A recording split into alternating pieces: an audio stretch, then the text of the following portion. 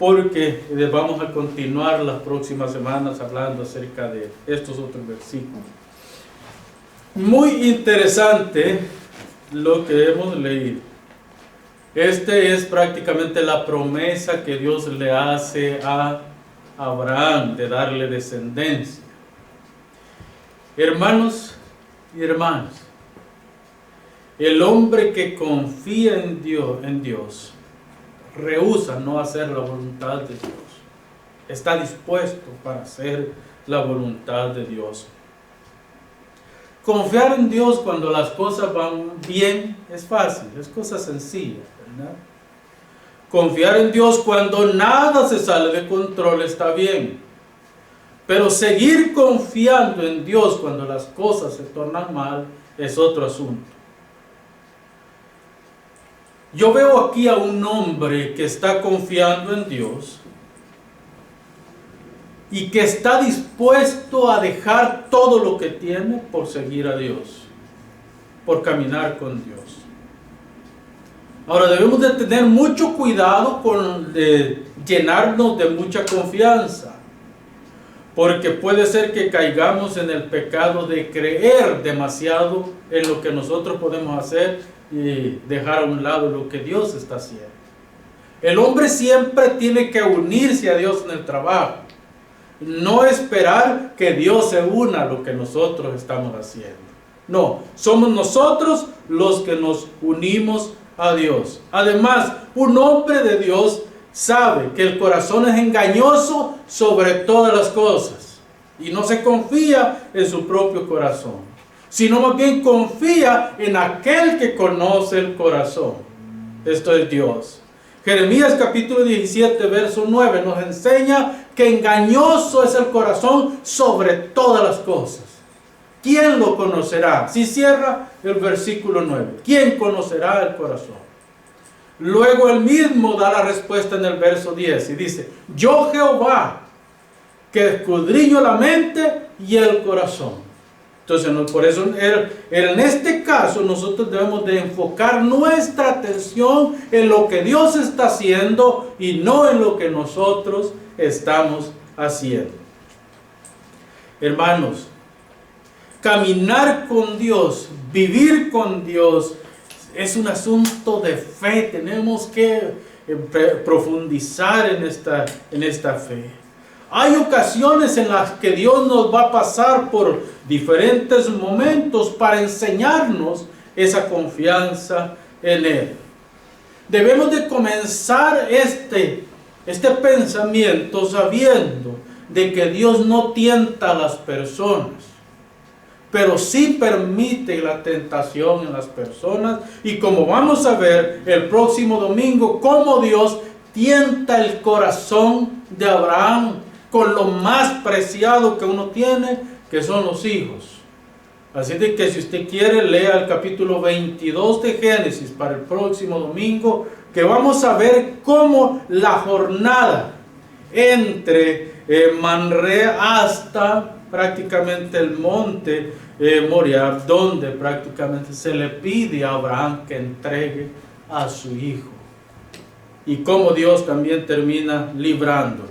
Así de que Dios permite hasta cierto punto la tentación para que nosotros nos sostengamos en Él.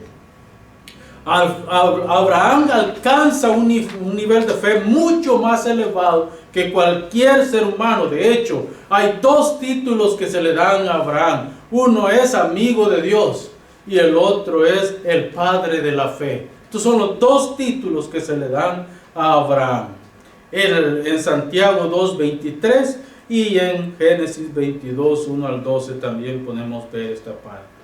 El hombre de Dios hace la voluntad de Dios. El hombre de Dios jamás busca hacer su voluntad, porque sabe que su voluntad está limitada a su condición humana. Pero la voluntad de Dios pasa mucho más allá de lo que el hombre puede ser. Así que la fe cumple un papel fundamental y trascendental en la vida del creyente.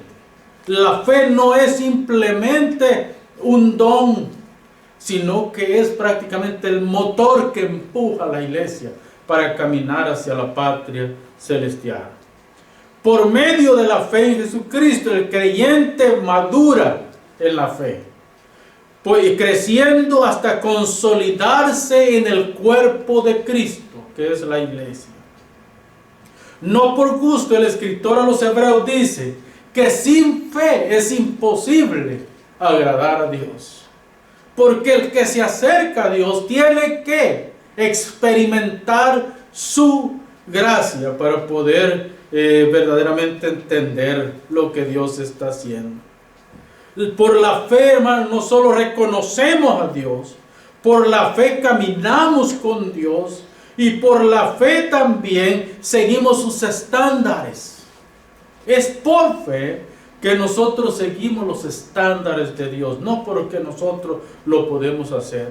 Por la fe caminamos con Él. ¿Quién de nosotros ha visto a Dios? Físicamente, literalmente, ninguno de nosotros ha visto a Dios, pero podemos verlo todos los días a través del mensaje de la palabra de Dios en nuestra vida. Así de que la fe cristiana no es un invento de una mente brillante, no. La fe cristiana es prácticamente la convicción de que estamos caminando en el camino correcto hacia la patria celestial, donde Dios nos espera para darnos a nosotros nuestra recompensa. Y vamos a partir este sermón en dos partes.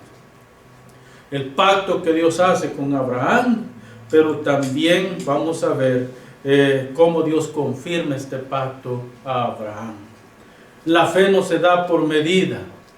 Hay personas y grupos cristianos que creen que la fe se va dando por pedacitos, o por como que fuera un pastel, que lo cortan de un lado y luego le van dando. No, la fe se da completamente a la persona. Sin embargo, debo decir que la fe también se debe desarrollar en el cristiano. Y esta es la madurez cristiana, es lo que se confunde muchas veces. La madurez cristiana es otra cosa. ¿Cuál es el pacto que Dios hace con Abraham? Hemos leído en los versículos que Abraham es visitado por 3 ángeles.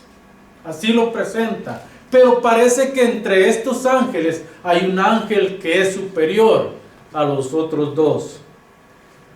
2 se van hacia Sodoma y Gomorra, y uno se queda conversando con Abraham.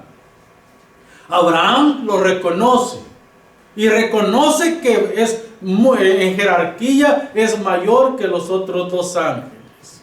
La comida se las ofrece a los 3. Les mata prácticamente un ternero, les da crema y les da también otras cosas para que coman. Les sirve a estos ángeles y luego los despide para que se vayan. La idea central al hacer esto es tener una conversación. Abraham reconoce que algo grande va a acontecer, porque las veces que Dios lo ha visitado, siempre lo ha visitado con un mensaje. Ya vemos el capítulo 12, que es el llamado de Abraham y la promesa: en tu simiente serán benditas todas las familias de la tierra. El capítulo 15, donde prácticamente le pide Dios a Abraham y le promete al hijo de la promesa, ¿sí? 25 años antes de que naciera este hijo. Así de que para aquellos que creen que tienen un año pidiéndole a Dios algo y no se los ha concedido todavía, a lo mejor va a tener que esperar 25 años para que le responda. Pero porque Abraham tuvo que esperar 25 años para que Dios le respondiera. Después de esto encontramos en el capítulo 17 que Dios hace pacto, el pacto de la circuncisión. Y no solamente hace pacto, sino que le da la señal de este pacto. Y siempre ha sido por medio de eventos sobrenaturales. Pues hoy no es la excepción, al contrario. Dios nuevamente ha visitado a Abraham. ¿Por qué? Porque Dios ha determinado la destrucción de Sodoma y de Gomorra. Y Dios le dice, del verso 16 en adelante está el relato de la destrucción de Sodoma y de Gomorra, hasta el capítulo 19 y todo eso. pero Dios hace prácticamente una conversación, sostiene una conversación con Abraham. Y Abraham intercede, ustedes ya saben, 50, 45, 40, 30, 20 y por último 10. En esta conversación prácticamente Dios le dice, no hay vuelta atrás. El pecado ha sido tan grande que ni siquiera 10 personas hay justas en estas ciudades. Así de que el Dios ha determinado la destrucción de estas 2 ciudades. Claro, la Escritura nos dice que solamente 3 personas se salvaron de todas esas 2 ciudades, ¿verdad? Y ya vemos toda la maldad que hay. Lo importante es que del verso 5 en adelante, o del verso 9 en adelante, nosotros podemos leer cómo va prácticamente la promesa del Hijo se le da a Abraham. Esta promesa es una promesa muy importante, no solamente para nosotros, sino para toda la casa de Dios. Hermanos, es importante mantener el control en las cosas. Creer es accionar en fe. Recuérdese que nosotros no solamente creemos, sino que accionamos. Hay un dicho muy popular en Centroamérica, ¿verdad? Dios rogando y con el mazo dando. Un cristiano no puede ser pasivo. Un cristiano tiene que clamar a Dios, pero a la vez accionar en fe en lo que Dios le está pidiendo a Dios. Cuando Dios llama a Abraham de Ur de los Caldeos, tenemos que entender que Dios llama a un hombre pagano. Dios no llama a un hombre santo. Llama a un hombre que está envuelto en todo un sistema idolátrico en Ur de los Caldeos. De hecho, todavía vemos que Abraham se ha metido en la tierra, ya tiene algunos años en la tierra, y el padre de Abraham, Taré, este hombre prácticamente lleva consigo los ídolos que tenía en Ur de los Caldeos. Entonces no estamos hablando de cualquier persona. Si a esto le agregamos que Abraham prácticamente era el alcalde de la ciudad, entonces el alcalde siempre va a estar involucrado en diferentes actos en estas comunidades. Entonces, Abraham está expuesto a la idolatría, al paganismo en esta ciudad. Por eso es que Dios lo saca de la ciudad para irlo formando, irlo conformando a ese varón que él quería. ¿Para qué? Para que su descendencia fuera una descendencia cristiana, una descendencia que viera y conociera a Dios tal como Dios es. Por eso es que el mismo escritor en el capítulo 15, verso 6 de este libro, dice: y creyó Abraham a Jehová y le fue contado por justicia. Ya en el verso 15 empezamos a ver cómo la fe en Abraham se va desarrollando y se va formando en un hombre que verdaderamente ama a Dios y empieza a caminar bajo la voluntad de Dios. Abraham no va en busca de Dios. Es Dios el que va en busca de Abraham. En la Biblia no encontramos ni un solo indicio de que Abraham haya salido para ir a buscar a Dios. Todo lo contrario. Vemos que Dios va al encuentro de Abraham y lo llama desde Ur de los Caldeos para que venga a la tierra que ni siquiera pudieron ver sus ojos. Abraham no pudo entrar a la tierra, caminó por la tierra, pero no pudo disfrutar la tierra que se le prometió a su descendencia. Además de eso, Abraham tuvo que esperar aproximadamente 430 años para que se cumpliera. Si a esos 430 años le sumamos los 40 años en el desierto, son 470 años para que pudiera entrar a la tierra prometida. Hermanos, el problema de la iglesia hoy en día es que queremos ver las cosas así rápido. Y como el movimiento que estamos viendo en los círculos carismáticos declara: reclama tu posición, reclama tu tierra, reclama tu casa, reclama tu carro, reclama tu salud. Toda esta teología, esta neoteología, nos está llevando a nosotros a entender que todo es fácil. O sea, basta con que hagamos así y Dios tiene que estar al servicio de nosotros. O sea, la iglesia hoy cree que Dios está a nuestro servicio. Pero en realidad la Biblia dice todo lo contrario. La Biblia dice que nosotros estamos al servicio de Dios. Entonces, por esta razón nosotros hoy estamos tan metidos en el mundo. Estamos tan metidos en el mundo que nos hemos olvidado quién es Dios y nos hemos enfocado más en el hombre, en lo que el hombre es. Pero Abraham no, Abraham sabe quién es Dios. El hombre sin Dios es nada. De hecho, Jesús lo dice de esta manera: separados de mí, nada podéis hacer. Capítulo 15, verso 5 de Juan. Separados de mí, nada podéis hacer. El Salmo 1:2 dice que el hombre sin Cristo es como el tamo que arrebata el viento. ¿Han visto alguna vez una hoja como el viento la levanta, la tira, la mueve, hace lo que quiere con esa hoja? Pues así nos compara el salmista. El salmista dice que sin Cristo nosotros no somos absolutamente nada. El quien nos ha dado valor, y un valor que no hay precio para esto, es Cristo. Nosotros, los hijos de Dios, el valor que tenemos lo tenemos en la sangre de Jesucristo. Ahí está ese valor. Entonces, avanzando en el capítulo 12, ya les dije, nosotros encontramos que Dios llama a Abraham y le da una promesa. Mira las estrellas de los cielos, pues así será tu descendencia. Yo te prometo darte algo grande. En el capítulo 15 vemos ya la promesa de Dios a Abraham del hijo. Sin embargo, tenemos que Abraham tiene que esperar 25 años. En el 18 ya prácticamente está por cumplirse. Abraham tiene 99 y Sara tiene 89 años.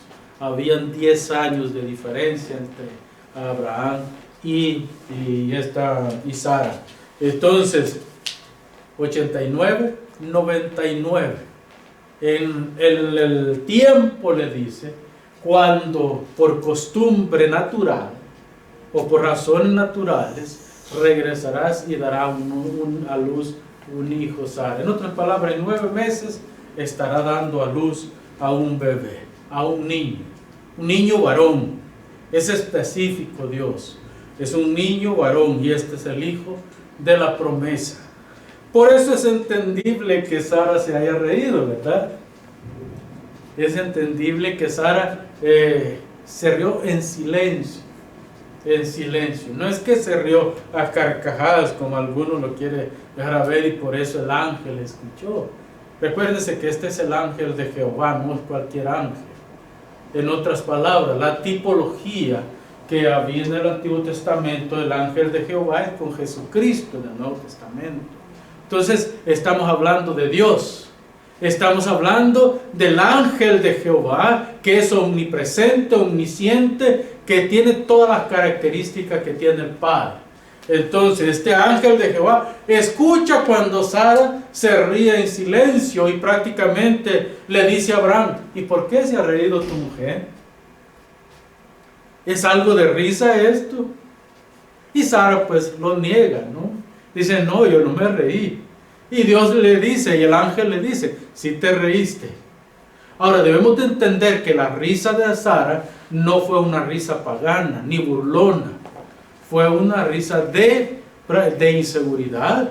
Fue una risa prácticamente: ¿pero cómo? ¿Cómo es esto? Si yo ni siquiera tengo menstruación ya. Y recuérdese que el proceso menstrual tiene mucho que ver con la reproducción. Entonces es cuando prácticamente los óvulos están muriendo o están más vivos que nunca, que diga. Porque la mujer puede quedar en cita en este tiempo. Entonces, ¿qué es lo que está pasando? Dice Sara, si yo ya ni siquiera menstruo. Pero si a eso se le agrega que Sara era estéril, ¿sí? Porque Sara había intentado todos los métodos habidos y por haber para poder quedar encinta. Recuérdense que no hay que comparar la cultura de esa época con la cultura que hoy vivimos. Hoy las mujeres viven rogando a Dios por no quedar embarazadas. ¿Sí? Hoy las mujeres prácticamente dicen no.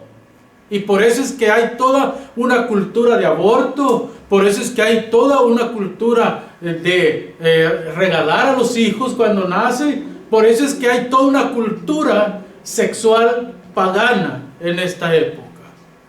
¿Por qué? Porque las mujeres no quieren quedar embarazadas. Pero en esta época, si una mujer no quedaba embarazada, era señal de la maldición de Dios.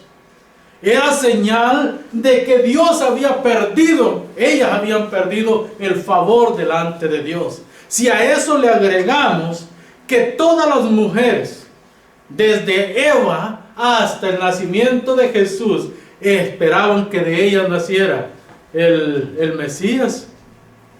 Para ellas era un deleite dar a luz. Para ellas era algo grande ser madres. ¿Sí? Entonces, Sara había intentado de muchas maneras y no había podido. Entonces, hay que entender, tiene razón Sara al reírse detrás de la puerta. Pero recuerden una cosa, que todo lo que se hace en secreto, Dios lo revela en público. No hay nada debajo del cielo oculto que nos salga a la luz. Entonces Sara está ahí, ¿verdad? Y dice, ¿cómo puede ser? Si yo tengo 89 años, mi marido tiene 99 años, ¿cómo puede ser que vamos a tener un hijo? Y es aquí donde entran en juego las palabras del Señor también. ¿Acaso hay imposible algo para Dios? ¿Acaso hay imposible algo para Dios? Y Jesús lo dice en el Nuevo Testamento también. Lo que para los hombres es imposible, para Dios, dice, todo es posible. Entonces, cuando Jesús prácticamente está corroborando lo mismo que dice acá en este tiempo, el ángel de Jehová.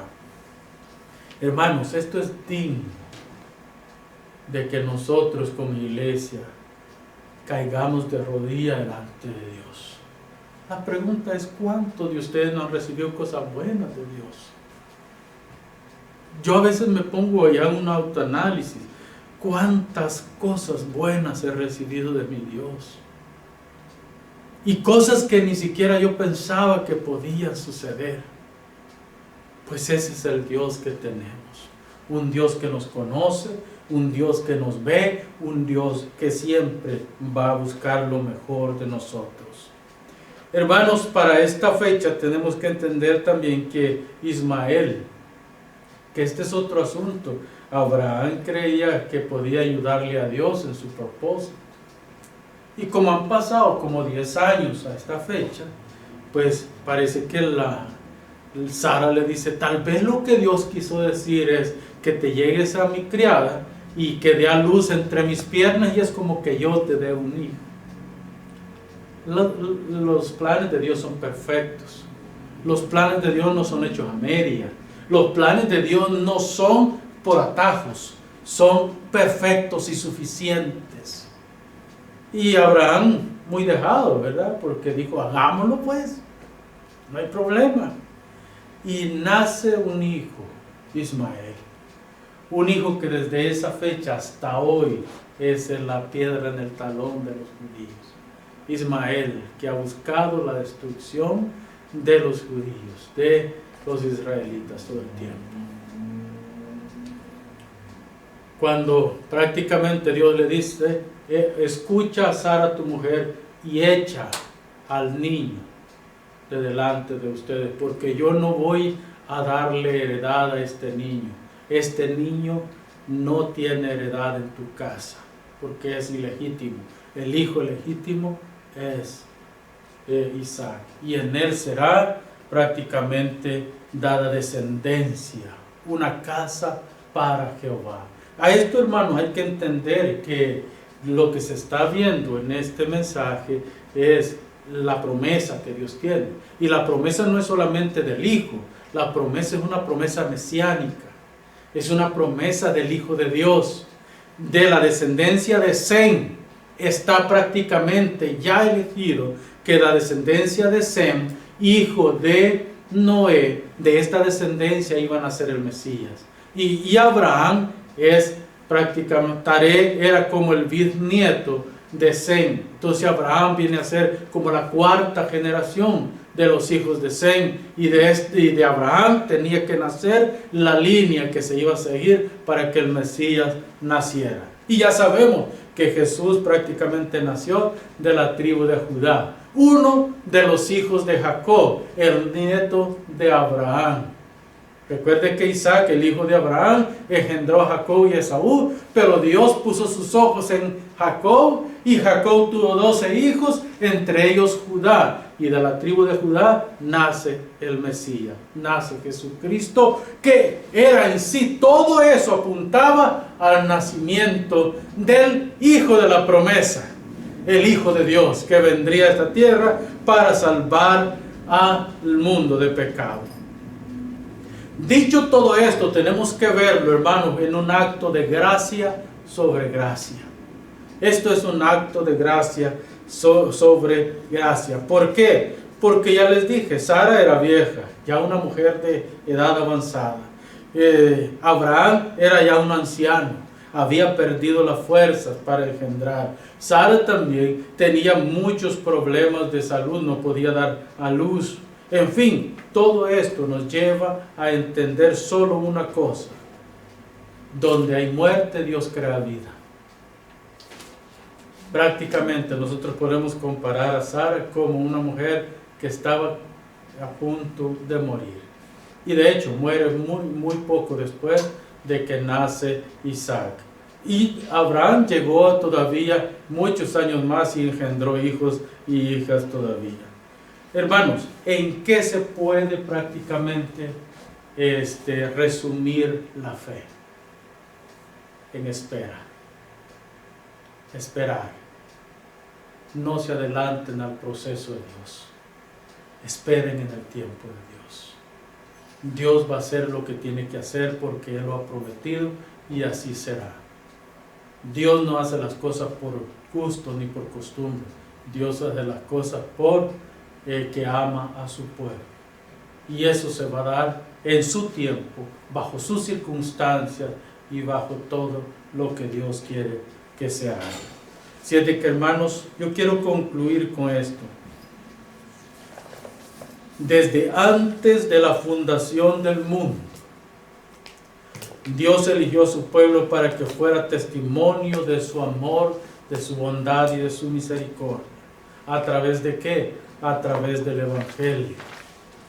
Sabiendo que el verdadero Hijo de Dios es el Hijo de la promesa. Una promesa que para los judíos estaba en el futuro, pero también se cumplió todo lo que tenía que cumplirse, y ahora para la iglesia la promesa, la consumación de esa promesa también es un asunto del futuro. Dios le entregó al pueblo del pacto esta promesa. ¿Para qué? Para que hagamos partícipes a otros de estas promesas. Por esta razón debemos entregarnos a Dios en adoración y en fe. Él es nuestro Dios. Él es el único que puede sacarnos adelante. Amén. Oramos al Señor. Padre, te damos gracias por tu palabra, Señor. Y te pedimos, Padre amado, que nos ayudes, Señor, para llevarla a la práctica en su momento y bajo sus circunstancias, Señor. Gracias, Padre, por todo lo que haces, Señor. En tu nombre, Dios eterno. Y te pedimos, Padre, que esta palabra llegue al corazón de las personas y que haga, Señor, eco en ellos para que puedan ser alcanzados por tu gracia. Muchas gracias, Señor, te damos en esta hora y nos encomendamos en tus manos, Señor. Gracias, Padre. Amén, Señor. Y amén.